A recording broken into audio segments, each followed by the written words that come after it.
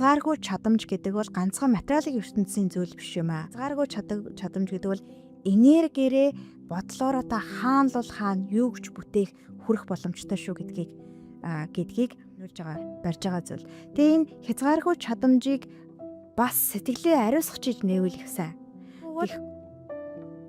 Юу ч бүтээж болох байхгүй тийм ээ.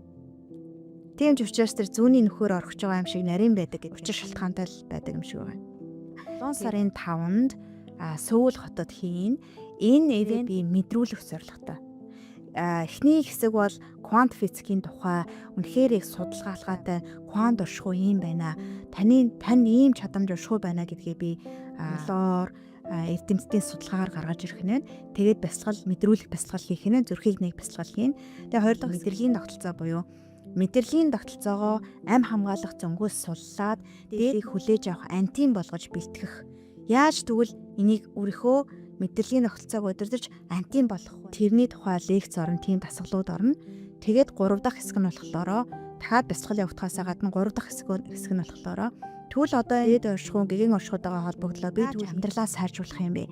Хэрхэн манифест хийх юм бэ гэдэг илүү гаргаж ирээж тайлбарлаж манифестингийн аргыг нь онлоор тайлбарлаж өгөхөөсөө гадна бясалгал хийх нь. Тэгээд 6 цагийн өглөө 10 цагаас орооны 4 цаг хүртэл байна, 5 цаг хүртэл байна тийм ээ. 6 цагийн ивент байгаа.